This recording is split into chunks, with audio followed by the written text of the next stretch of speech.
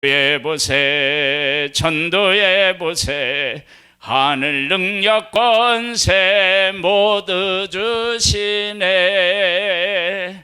아멘. 시편 31편 말씀을 보겠습니다.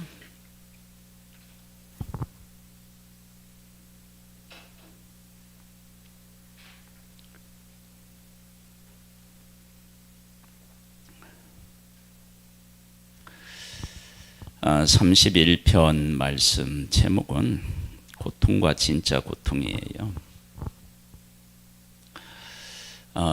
우리의 삶의 고통은 마귀가 가져다 준다.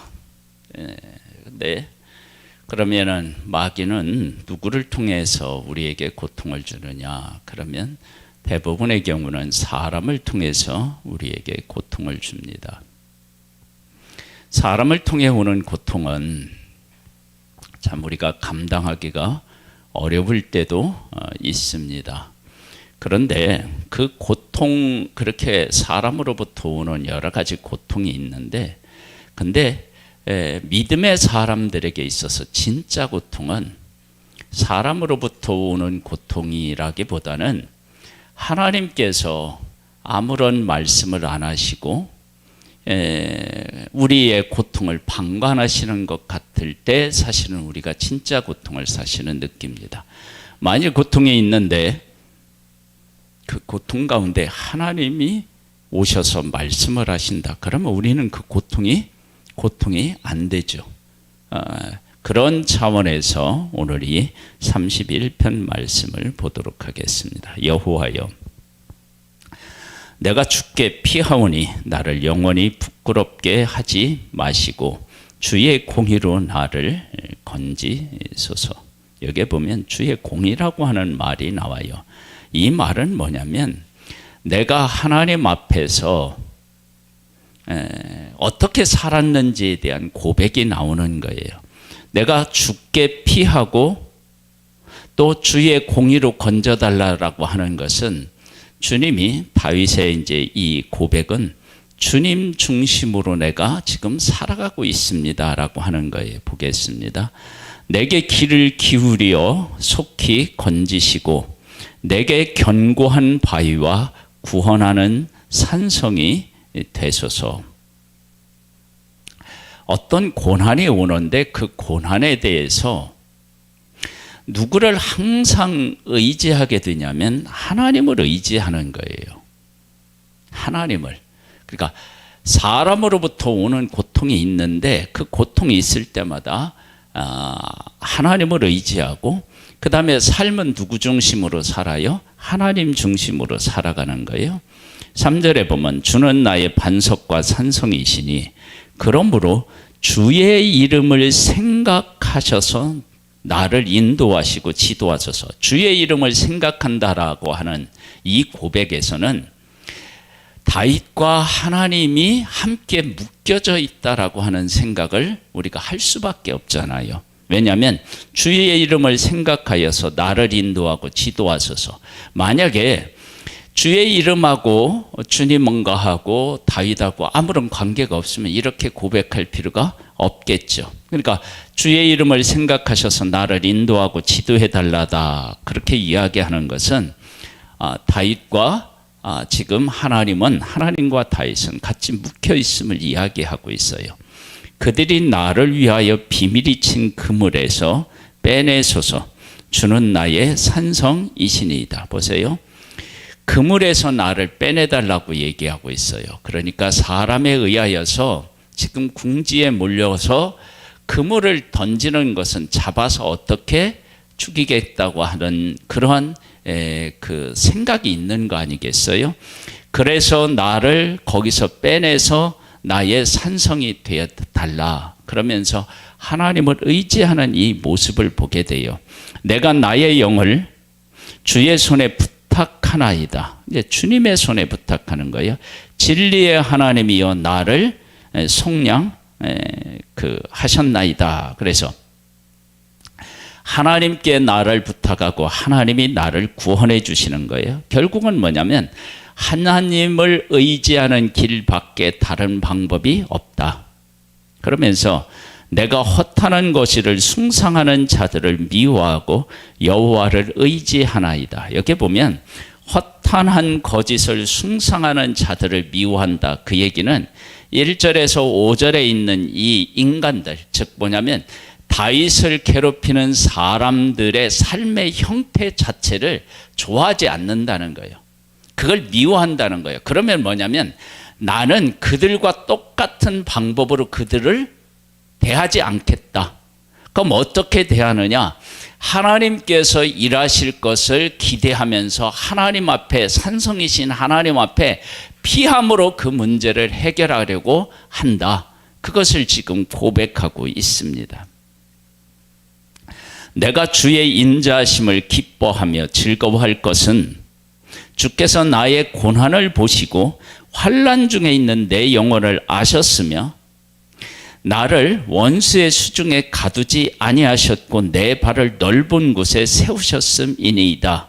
즉 지금까지 내가 이와 같은 하나님을 어떻게 해요? 경험했다라고 하는 거예요. 그래서 지금 이 문제에도 이 하나님께서 이 문제도 오셔서 이렇게 해결해 주실 것을 나는 소망하고 의지합니다. 여호와여, 내가 고통 중에 있사오니 내게 은혜를 베푸소서. 내가 근심 때문에 눈과 영혼과 몸이 쇠하였나이다. 그러면 여기서 근심이라고 하는 것은 사람으로부터 오는 환난이라고 하기보다는 하나님께서 내가 지금 당하는 고난에 대하여서 이렇게 하실지 저렇게 하실지 확신이 없거나 하나님이 어떻게 해요? 침묵하시는 그러한 때가 우리 하나님을 믿고 따르는 사람들에게 가장 큰 고통이 그 시간이에요. 고통은 사람으로부터 오는 고통은 있고 우리 육신이 겪는 고통들이 있어요. 없는 게 아니에요. 있어요. 그런데 그 고통을 뛰어넘어서 고통을 이기는 길과 그 고통이 배가 되는 것, 그 갈림선이 어디에 있느냐? 하나님이 내게 오셔서 응답하시면 그 고통이 변하여서 노래가 되고요. 평안이 되고 찬송이 되고 감사가 돼요. 그런데 내가 고통 중에 있는데 하나님께서 아무런 응답을 하지 않으시면 그 고통은 어떻게 해요? 배가 되는 것입니다. 왜? 하나님께서 나를 사랑하시고 돌보셔야 되는데 그런 것들을 내가 못 느끼니까 우리의 영혼이 하나님과 교통하고 교제하는 것을 못 느끼면 그 고통이 무튼 고통과 육체적인 고통과 영적인 고통이 함께 어우러져서 우리로 하여금 정말 힘들게 만든다. 내 일생의 슬픔으로 보내며 나의 연수를 탄식으로 보내며 내 기력이 나의 죄악 때문에 약하여지며 나의 뼈가 쇠하도소이다. 여기 보면 나의 죄악 때문에 약해지고 나의 뼈가 쇠하도소이다. 보통 우리들이 죄로서 실감하면서 죄에 대한 고통을 느끼는 때는 언제느냐? 그러면 고통을 겪는데 하나님의 응답은 없고 내가 잘못한 일들이 생각나서 하나님께서 이 잘못을 내가 심판하시는 것이 아닌가라고 하는 생각이 들 때 사실은 우리는 어디 피할 곳이 없어지는 거죠. 그런 게 이제 고통을 겪는 거예요. 그래서 하나님을 믿는 사람은 육신적인 고통을 안 느끼는 게 아니에요. 분명히 느껴요. 그런데 그 고통을 배가시키는 것, 진짜 고통으로 우리를 몰아넣는 것은 하나님이 침묵하시고 하나님이 응답하시지 않는 것처럼 그렇게 느껴지는 그것이 우리에게 진정한 고통인 거예요. 내가 모든 대적들 때문에 욕을 당하고 내 이웃에게서는 심히 당하니 내 친구가 놀라고 길에서 보는 자가 다 나를 피하였나이다. 대적들 때문에 여러 가지 고통을 겪는 거예요. 그러면 어떻게 되느냐? 피해요.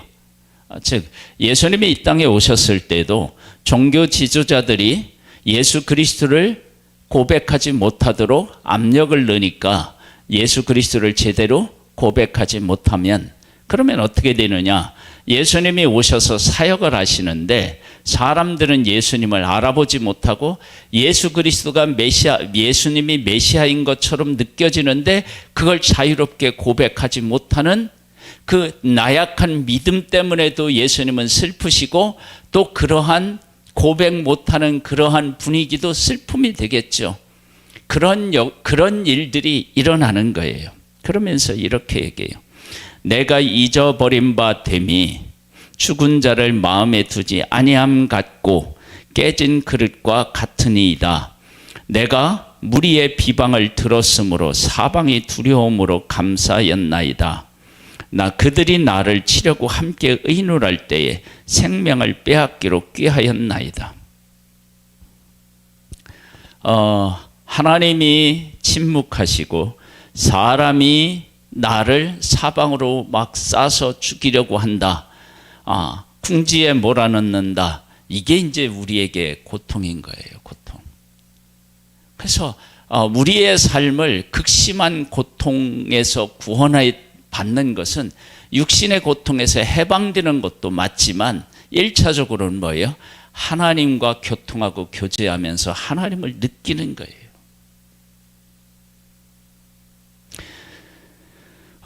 여호와여 그리하여도 나는 주께 의지하고 말하기를 주는 내 하나님이시라 하였나. 이게 이제 믿음이에요. 그리하여도 정말로 하나님께서 내게 응답 안 하시고 사람으로 인한 고통이 극에 달하 있을지 그때에도 내가 인간적인 방법을 쓰거나 하나님께서 원하시지 않는 악한 자들의 방법을 따라 살아가는 것이 아니라 여호와여 그리하도 나는 주께 의지하고 말하기를 주는 나의 하나님이시라 하였나이다. 그 순간에 내가 하나님 편에 있고 하나님의 뜻을 따라 살아가겠습니다 라고 고백하는 거예요. 이게 이제 믿음인 거죠. 우리에게 이 믿음의 고백이 있어야 진짜 하나님을 하나님으로 인정하는 것입니다. 나의 앞날이 주의 손에 있사오니, 그렇죠? 내 원수들은 나를 핍박하는 자들의 손에서 나를 어떻게 해요? 건져달라. 내 원수들과 나를 핍박하는 손에서 건져달라. 하나님, 내 앞날이 하나님의 손에 있으니까 하나님이 건져주세요. 주의 얼굴을 주의 종에게 비추시고 주의 사랑하심으로 나를 구원하소서. 그러니까 하나님이 계시고 그 하나님이 나를 만나주시고 주님의 빛이 내게 비추어주고 있다라고 생각하면 그 다음에는 어떻게 해요? 사람으로부터 오는 문제들이 그게 문제로 여겨지지 않는 거예요. 여호와여 내가 주를 불렀사오니 나를 부끄럽게 하지 마시고 악인들을 부끄럽게 하사 수울에서 잠잠하게 하소서. 악인들을 하나님께서 다스려 주시면 악인이 나를 공격하는 것 같아도 그들이 어떻게 해요? 꼼짝 못하는 거예요. 애워싸는 것 같아도 나를 해할 수는 없는 거예요. 그런 것을 하나님 안에서 경험하게 되는 거죠. 그러니까 우리들이 병으로 인하여서 고통을 겪는다. 그러면 고통이 있어요. 그런데 하나님의 응답이 있으면 병이 완전히 떠나지 않아서도 그 병을 대하는 우리의 태도와 마음 자세가 어떻게 해요? 달라지죠. 그것이 하나님 안에 있는 사람, 하나님과 동행하며 하나님하고 교통하는 사람들의 삶에서 나타나는 특징인 것입니다. 교만하고 완악한 말로 무례히 의인을 치는 거짓 입술을 못하는 자 되게 하소서. 그래서 하나님이 막으시면 그렇게 공격하는 자들도 공격을 못하는 것입니다. 그러면서 이렇게 이제 19절에 이제 이야기해요. 주를 두려워하는 자를 위하여 쌓아두신 은혜 곧 주께 피하는 자를 위하여 인생 앞에 베푸신 은혜가 어찌 그리 큰지요. 그렇게 하나님 앞에 피하고 결국에는 하나님의 응답을 어떻게 해요? 받아내는 거예요.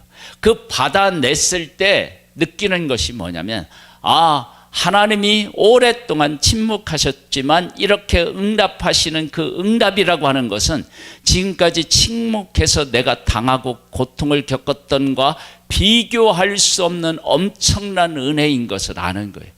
그러니까 하나님이 침묵하시는 때 악인과 하나님의 침묵으로 당하는 고통이 혹 있어도요, 하나님의 응답이 시작되고 하나님이 나를 위해서 하시는 것들이 느껴지면 어떻게 되느냐, 그 침묵과 인간에게 오는 고통은 하나님의 베푸시는 은혜에 의하면 어떻게 해요? 아무것도 아닌 것으로 바뀌어버리는 거예요. 그러니까 하나님의 사람들이 누리는 복이에요, 복. 그래서 우리는 하나님의 응답 없이는 살아갈 수가 없어요. 그래서 우리의 삶의 은혜가 뭐냐? 하나님을 만나는 거고 하나님하고 교통하는 거예요. 그리고 하나님이 내 인생에 오셔서 하실 것을 내가 인지하고 있는 거예요. 그러면 삶은 우리의 고통을 넘어 하나님이 주시는 놀라운 은혜들 때문에 기뻐하고 감사할 수 있게 되는 거예요. 그래서 여기 보면 인생 앞에 베푸신 은혜가 어찌 그리 큰지요. 말로 다 표현할 수가 없는 거예요. 주께서 그들을 주의 은밀한 곳에 숨기사 사람의 꾀에서 벗어나게 하시고 비밀이 장막에 감추사 말다툼에서 면하게 하시리이다. 여호와를 찬송할지어다. 견고한 성에서 그의 놀라운 사랑을 네게 보이셨음이로다. 하나님께서 견고한 성에서 보이셨다라고 하는 것은 뭐냐면 하나님이 나를 보호하셨다. 그걸 깨닫게 되니까 놀라운 사랑에 어떻게 해요? 함께 나에게 보이는 거예요. 내가 놀라서 말하기를 주의 목전에서 끊어졌다 하였사오니 내가 주께 부르짖을 때에 주께서 나의 간구하는 소리를 들으셨나이다. 할렐루야. 내가 부르는 소리를 하나님이 들으셨어요. 그러면서 이렇게 간증으로 고백하고 있어요. 23절을 같이 한번 읽어볼까요? 너희 모든 성도들아 여호와를 사랑하라. 여호와께서 진실한 자를 보호하시고 교만히 행하는 자에게 엄중히 갚으시느니라. 아멘. 여호와를 사랑해라. 진실한 자는 하나님이 보호하시고 교만히 행하는 자는 엄중히 갚으신다. 그러면서 마지막 24절에 이렇게 이야기해요. 같이 읽어볼까요?